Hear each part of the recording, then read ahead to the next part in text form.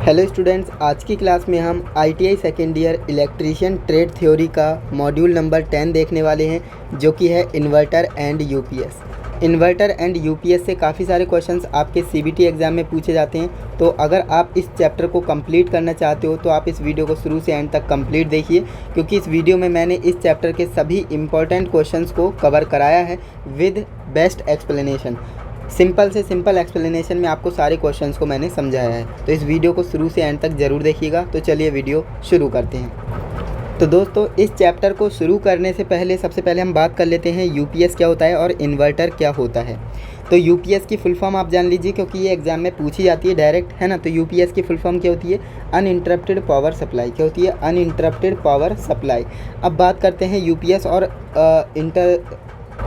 Inverter क्या होता है। तो देखिए, यूपीएस और इन्वर्टर दोनों क्या हैं? बैकअप डिवाइसेस हैं, है ना। दोनों क्या है? बैकअप डिवाइसेस हैं, बैकअप देने का काम करती हैं। लेकिन इनमें दोनों में बहुत बड़ा अंतर है। यूपीएस क्या करता है? 5 से 10 मिनट का, है ना, 5 से 10 मिनट का बैकअप देता है यूपीएस। और इन्वर्टर क्या करता है? 5 से 10 घंटे का भी बैकअप दे सकता है ना। तो ये सबसे बड़ा अंतर होता है दोनों में। इन्वर्टर हमें ज़्यादा टाइम का बैकअप देता है और यूपीएस हमें कम टाइम का बैकअप देता है। यूपीएस कम टाइम का बैकअप इसलिए दे रहा है क्योंकि उसमें बैटरी छोटी है, एंड इन्वर्टर में बैटरी बड़ी होती है ना। इन्वर्टर क्या करता है? बैटरी को डीसी को एसी में कन्वर्ट करता है। ये बात आप भी ध्यान रखेंगे। इन्वर्टर क्या करता है? इन्वर्टर डीसी जो बैटरी होती है उससे डीसी लेता है और उसे एसी में कन्वर्ट करके हमें देता है। ये काम करता है इन्वर्टर, है ना। और यूपीएस क्या करता है? यूपीएस भी सेम काम करता है, लेकिन उसमें बैटरी थोड़ी सी छोटी होती है ना। तो इस बात को आप ध्यान रखेंगे। जो मैंने अभी तक ये सारा कुछ बताया है, ये सब आपका बेसिक है, एंड यहीं से क्वेश्चंस आपको देखने को मिलेंगे, है ना। तो चलिए अब हम चैप्टर को शुरू करते हैं। पहला क्वेश्चन देख लेते हैं। पहला क्वेश्चन हमारा क्या कह रहा है? पहला क्वेश्चन है, यदि ISI के अनुसार घोषित वोल्टेज 240 वोल्ट है तो न्यूनतम अनुमानित एकल चरण कार्यशील वोल्टेज क्या होगा। यानी कि ये कहना चाह रहा है कि ISI जो प्रणाली होती है, इसमें घोषित वोल्टेज कितना है? 240 वोल्ट है ना। यानी 240 वोल्ट आता है तो हमें अपने घरों में कितने वोल्टेज मिलता है? तो हमें पूरा तो नहीं मिलता, है ना। हमें 230 या 235 इस तरह से मिलता है ना। तो ये कह रहा है कि 240 में से आपको कितना मिलता है, और इसकी जो टॉलरेंस होती है ना, यानी कितना बढ़कर और कितना घटकर हमें मिल सकता है। तो ध्यान रखेंगे, +-12 होता है इसका, है ना, +-12। यानी 240 में से आप 12 को माइनस कर दीजिए और 240 में से आप 12 को क्या कर दीजिए? प्लस कर दीजिए। तो जो भी आएगा वो हमें अपने घरों में मिलता है वोल्टेज, है ना। तो जब आप इसे माइनस करेंगे तो लगभग 228 आ जाएगा, है ना। तो 228 यहाँ पर आ जाएगा। तो ऑप्शन कहाँ है? ऑप्शन नंबर बी में 228 है, तो ऑप्शन नंबर बी हमारा राइट आंसर हो जाएगा। क्लियर है। अब देखिए, इसे आप जोड़ेंगे तो 252 हो रहा है, जो कि ऑप्शन में नहीं है ना। तो इसलिए हम 228 वाला ऑप्शन लगाएंगे। +-5% होता है, मैंने परसेंट को चेंज किया है, तो +-12 है। इसमें आप कंफ्यूज मत होइएगा।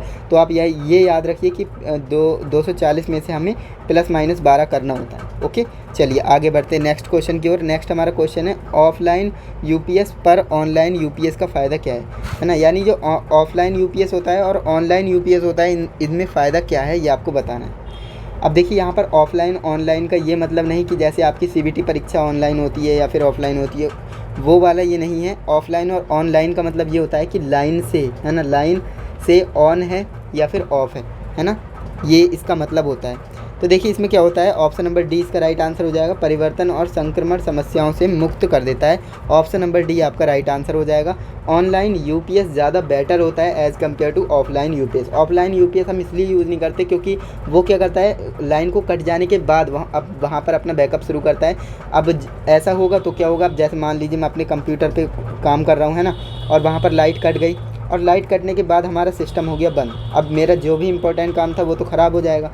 तो ऐसे में इसके बाद, है ना, लाइन के कट जाने के बाद जो हमारा कंप्यूटर है उसके ऑफ हो जाने के बाद में जो हमारा ऑफलाइन यूपीएस है वो स्टार्ट होता है। तो ऐसे में हमें इसका ज़्यादा यूज़ नहीं करते। जबकि ऑनलाइन यूपीएस क्या करता है, ये पता ही नहीं लगने देता है कि लाइट गई है या नहीं गई है ना।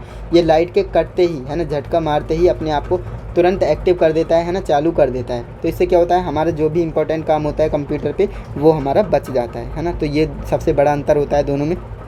इसके बाद नेक्स्ट हमारा क्वेश्चन नंबर 3 है, किस शब्द से तात्पर्य है कि किस पदार्थ का द्रव्यमान इलेक्ट्रोलाइट से 1 कूलाम विद्युत द्वारा मुक्त होता है। तो उसे हम क्या कहते हैं? उसे हम विद्युत रासायनिक तुल्यांक कहते हैं, ECE। उसे हम क्या कहते हैं? ECE कहते हैं, electrochemical equivalent. Okay, option number D हमारा राइट आंसर हो जाएगा।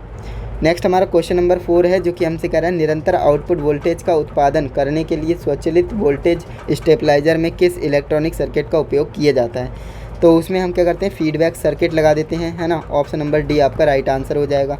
इसके बाद नेक्स्ट आपका 5th नंबर क्वेश्चन है, संक्षिप्त नाम यूपीएस का पूर्ण अर्थ बताइए। देखिए, यानी यूपीएस की फुल फॉर्म आपसे पूछी जा रही है ना, यूपीएस की फुल फॉर्म, जो कि मैंने इस वीडियो के शुरू में ही आपको बताई थी क्या होती है, uninterrupted power supply. Uninterrupted power supply यानी ऑप्शन नंबर डी हमारा राइट आंसर हो जाएगा। क्लियर है।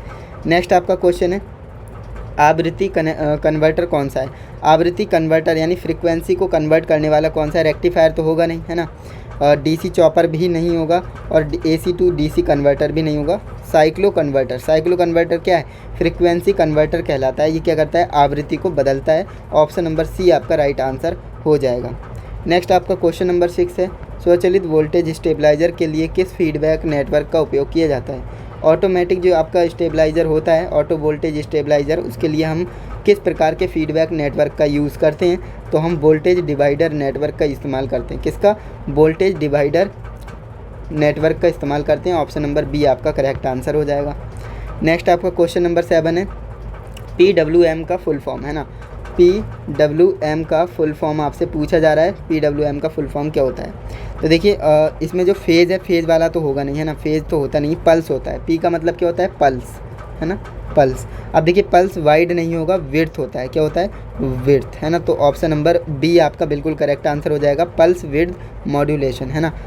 तो ये आपका राइट आंसर हो जाएगा, pulse width modulation. Okay, option number B आपका करेक्ट आंसर है।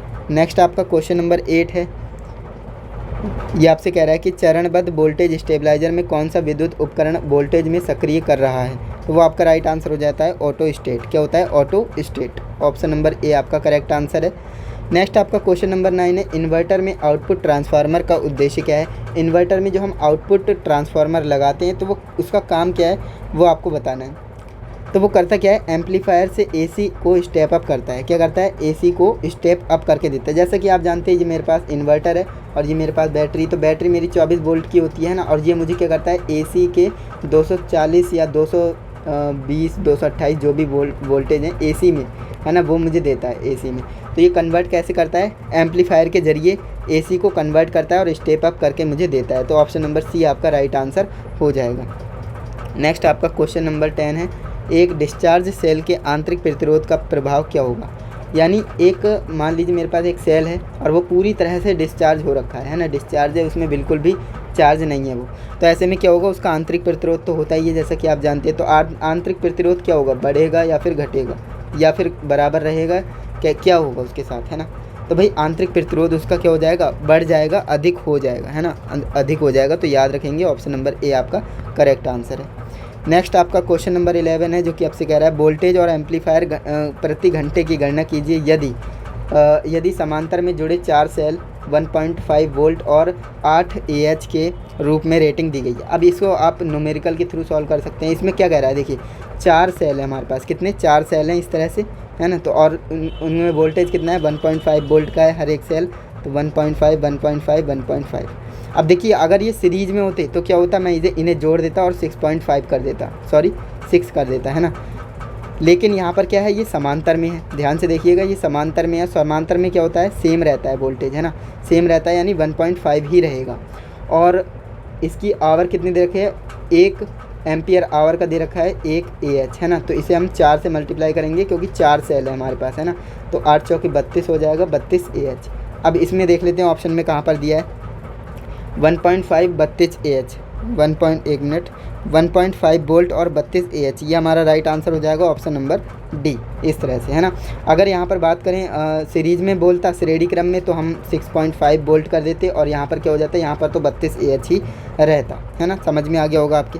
नेक्स्ट आपका क्वेश्चन नंबर 12 है, जो कि आपसे कह रहा है स्वचालित वोल्टेज स्टेबलाइजर में किस प्रकार के आउटपुट ट्रांसफार्मर का उपयोग किया जाता है। तो ऑटोमेटिक स्टेबलाइज़र, जो ऑटोमेटिक वोल्टेज स्टेबलाइज़र होता है, इसमें हम आउटपुट के रूप में किस ट्रांसफार्मर का यूज़ करते हैं। तो ऑटो ट्रांसफार्मर का यूज़ करते हैं। किसका, ऑटो ट्रांसफार्मर का यूज़ करते हैं। ऑप्शन नंबर ए आपका करेक्ट आंसर है। नेक्स्ट आपका क्वेश्चन नंबर 13 है, स्वचालित चरणबद्ध वोल्टेज स्टेबलाइज़र का अनुप्रयोग कौन सा है। जो ऑटोमेटिक वोल्टेज स्टेबलाइज़र होता है ना, तो उसमें उसका एप्लीकेशन कौन सा है ये आपको बताना है। देखिए गीज़र, ग्राइंडर और यहाँ पर पंप मोटर, इनमें हम इस्तेमाल नहीं करते। हम टेलीविज़न में करते हैं या फिर टीवी रिसीवर में इसका इस्तेमाल करते हैं। तो ऑप्शन नंबर सी हमारा करेक्ट आंसर हो जाएगा। नेक्स्ट आपका 14 नंबर क्वेश्चन है, नियत वोल्टेज ट्रांसफार्मर किस सिद्धांत पर कार्य करता है। जो आपका नियत वोल्टेज ट्रांसफार्मर होता है ना, कांस्टेंट वोल्टेज ट्रांसफार्मर, ये किस सिद्धांत पर काम करता है। तो भाई कोई भी आपका वो ट्रांसफार्मर हो, वो आपका फेरो अनुनाद, जो आपका नॉर्मल ट्रांसफार्मर होता है वो तो आपका म्यूचुअल इंडक्शन पे काम करता है। लेकिन ये जो आप यहाँ पर बोल रहा है कि नियत वोल्टेज ट्रांसफार्मर, तो ये आपका किस पर करता है, ये आपका फेरो रिजोनेंस प्रिंसिपल यानी फेरो अनुनाद सिद्धांत पर काम करता है। ऑप्शन नंबर सी आपका करेक्ट आंसर हो जाएगा। नेक्स्ट 15 नंबर क्वेश्चन है आपका, इन्वर्टर का कार्य कौन सा है। इन्वर्टर का काम क्या है, मैंने शुरुआत में ही वीडियो में आपको बताया था कि इन्वर्टर क्या करता है, बैटरी से डीसी को लेता है और एम्पलीफायर के जरिए एसी को स्टेप अप करके देता है ना। देखिए ऑप्शन नंबर बी में आपको दिख रहा है, डीसी वोल्टेज को एसी वोल्टेज में परिवर्तित करता है। बिल्कुल सही, ऑप्शन नंबर बी आपका राइट आंसर हो जाएगा, ऑप्शन नंबर बी। नेक्स्ट आपका क्वेश्चन नंबर 16 है, सर्वो वोल्टेज स्टेबलाइजर में किस ट्रांसफार्मर का उपयोग किया जाता है। सर्वो वोल्टेज मतलब सर्वो वोल्टेज जो स्टेबलाइजर होता है उसमें हम किस प्रकार के ट्रांसफार्मर का यूज़ करते हैं। तो उसमें हम टेरोडियल ऑटो ट्रांसफार्मर का इस्तेमाल करते हैं, टेरोडियल ऑटो ट्रांसफार्मर का यूज़ करते हैं। ऑप्शन नंबर सी आपका करेक्ट आंसर हो जाएगा। नेक्स्ट आपका क्वेश्चन नंबर 17 है, वर्ग तरंग यानी वेव इन्वर्टर का उपयोग कहाँ किया जाता है। वेव तरंग इन्वर्टर का उपयोग कहाँ किया जाता है। तो वो हम देखिए कंप्यूटर या टीवी रिसीवर या डीवीडी प्लेयर में नहीं करते, बल्कि हम सामान्य प्रकाश व्यवस्था में करते हैं। किसमें, सामान्य प्रकाश व्यवस्था में इसका इस्तेमाल करते हैं। तो ऑप्शन नंबर डी आपका करेक्ट आंसर हो जाएगा। इसके बाद देखिए नेक्स्ट आपका क्वेश्चन है, question number 18, AC voltage stabilizer का प्रकार बताइए। ये आपके लिए डायग्राम दे दिया है और इसी तरह से आपको सीबीटी एग्ज़ाम में डायग्राम दे दिया जाएगा, है ना। और आपसे बोलेगा कि स्टेबलाइजर का प्रकार बताइए क्या है ना। तो इसका प्रकार कौन सा है, मैनुअल स्टेप्ड वोल्टेज स्टेबलाइजर। अब यहाँ पर आप ध्यान से देखें ना, तो यहाँ पर ये स्विच दे रखा है और इस तरह से ये टेपिंग मेथड यहाँ पर दे रखा है, पहले 1 पर, फिर 2 पर, फिर 3 पर, है ना। तो ये क्या है, ये टेपिंग विधि है और टेपिंग आपको सिर्फ इस वाले ऑप्शन में ही दिख रहा है, तो इसलिए ऑप्शन नंबर सी आपका राइट आंसर हो जाएगा। क्वेश्चन नंबर 19 आपका है, यूपीएस का बैकअप समय कैसे बढ़ाया जा सकता है। यूपीएस का बैकअप समय अगर आपको इंक्रीज़ करना है, बढ़ाना है, तो क्या करेंगे आप, बैटरी की एएच क्षमता बढ़ाएंगे, है ना। जो आपकी एम्पियर आवर क्षमता है उसकी आपको बढ़ा देनी है ना, तब आपका जो यूपीएस है उसका बैकअप टाइम बढ़ जाएगा। तो ऑप्शन नंबर बी इसका राइट आंसर हो जाएगा। नेक्स्ट आपका क्वेश्चन नंबर 20 है, जो कि आपसे कह रहा है, वोल्टेज स्टेबलाइजर में इलेक्ट्रॉनिक सर्किट में शॉर्ट सर्किट दोष की जाँच करने के लिए किस प्रकार के उपकरण का उपयोग किया जाता है। तो भाई जाहिर सी बात है, मल्टीमीटर का ही यूज़ करेंगे हम, है ना। मल्टीमीटर से क्या करते हैं, मल्टीमीटर से हम शॉर्ट सर्किट या कोई भी फॉल्ट आता है तो हम उसका पता लगा पाते हैं, है ना। अब भाई इसे आप एलिमिनेशन से भी कर सकते थे। एमीटर क्या है, एम्पियर, है ना, धारा की गणना करने का। वोल्टेज क्या है, वोल्ट मीटर क्या है, वोल्टेज को पता करने के लिए। ओम मीटर क्या है, रेजिस्टेंस को पता करने के लिए। तो मल्टीमीटर ही बचा, तो ये हमारा राइट आंसर हो जाएगा, ऑप्शन नंबर डी, है ना। तो इस तरह से भी आप पता लगा सकते थे। नेक्स्ट आपका 21 नंबर क्वेश्चन है, द्वितीयक सेल में कठोर सल्फेट दोष को कैसे रोका जा सकता है। भाई ट्रिकल चार्जिंग विधि का नाम सुना होगा आपने, ट्रिकल चार्जिंग विधि, उसके थ्रू हम क्या कर सकते हैं, सल्फेशन दोष को दूर कर सकते हैं। जो सेल में सल्फेशन दोष आता है उसको हम दूर करते हैं ट्रिकल चार्जिंग विधि के थ्रू। ऑप्शन नंबर ए आपका करेक्ट आंसर हो जाएगा। नेक्स्ट आपका क्वेश्चन नंबर 22 है, एक साधारण इन्वर्टर में महत्वपूर्ण चरण क्या है। तो ये आपको बताना है, जो नॉर्मल इन्वर्टर होता है उसमें इम्पोर्टेंट पॉइंट कौन सा है ना। तो देखिए दोलन और दृष्टिकारी ये तो होगा नहीं, क्योंकि इसमें रेक्टिफायर ऑक्सीलेटर का यूज़ नहीं होता है। दोलक और एम्पलीफायर चरण ये भी नहीं होगा। एम्पलीफायर और ट्रांसफार्मर ये भी नहीं होगा। दोलक, एम्पलीफायर और ट्रांसफार्मर ये बिल्कुल करेक्ट आंसर हो जाएगा इसका, है ना। ऑक्सीलेटर, एम्पलीफायर और ट्रांसफार्मर आउटपुट स्टेजेस, है ना। ऑप्शन नंबर डी इसका राइट आंसर हो जाएगा।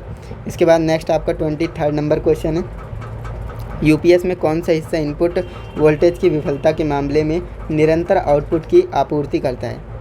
यानी मान लीजिए आपके जो इनपुट वोल्टेज है वो फेल हो गए हैं ना, इसके बाद जो निरंतर वोल्टेज की आपूर्ति है वो कौन करता है, तो ये आपको बताना है। तो बैटरी यूनिट ही करेगी, है ना, बैटरी से ही आपको बैकअप मिलेगा। तो ऑप्शन नंबर ए आपका करेक्ट आंसर हो जाएगा। नेक्स्ट आपका 24 नंबर क्वेश्चन है, जो कि हमसे कह रहा है, सेल के लोड होने पर क्या प्रभाव पड़ता है कि करंट ताकत गिरती है और शून्य हो जाता है। करंट की ताकत गिरती है और शून्य हो जाता है तो वो हमारा पोलराइजेशन कहलाता है। क्या? पोलराइजेशन कहलाएगा। ऑप्शन नंबर बी आपका करेक्ट आंसर हो जाएगा। नेक्स्ट आपका क्वेश्चन है 25 नंबर क्वेश्चन, जो कि हमसे कह रहा है यदि यूपीएस का आउटपुट वोल्टेज सामान्य से अधिक है तो खराबी का कारण क्या है। जो यूपीएस है ना, वो क्या कर रहा है, वो आपका वोल्टेज सामान्य से अधिक दे रहा है, नॉर्मल से ज़्यादा आपको वोल्टेज प्रोवाइड कर रहा है। तो ऐसे में क्या है, बैटरी की AH पावर जो होती है ना, वो क्या है, पर्याप्त नहीं है ना। जो एम्पियर और क्षमता उसकी है वो पर्याप्त नहीं है। तो इस बात को आप ध्यान रखेंगे। ऑप्शन नंबर डी आपका करेक्ट आंसर हो जाएगा। तो इस तरह से आपने देखा आज की इस वीडियो में हमने टॉप 25 MCQs को डिस्कस किया, जो कि इन्वर्टर और यूपीएस से थे, है ना। तो अगर आपको आपके एग्ज़ाम में इस चैप्टर से क्वेश्चन देखने को मिलेगा तो इन 25 क्वेश्चंस में ही देखने को मिलेगा, इससे बाहर एक भी क्वेश्चन नहीं आएगा। ओके, तो आज की ये वीडियो आपको कैसी लगी? अगर आपको वीडियो अच्छी लगी तो वीडियो को लाइक करें, चैनल पर नए हैं तो चैनल को सब्सक्राइब करें, अपने दोस्तों के साथ भी वीडियो को शेयर कर दें, जिससे कि वो भी इस वीडियो को देख कर चीज़ों को समझ पाएँ, है ना, तैयारी कर पाएँ। और अगर आपने प्लेलिस्ट को चेक नहीं किया तो एक बार प्लेलिस्ट ज़रूर चेक करें, क्योंकि प्लेलिस्ट में मैंने सारी वीडियोज़ को अपडेट कर दिया है। ओके, तो आज के लिए बस इतना ही। मिलते हैं नेक्स्ट इंटरेस्टिंग इन्फॉर्मेटिव वीडियो के साथ। तब तक के लिए जय हिंद, वंदे मातरम।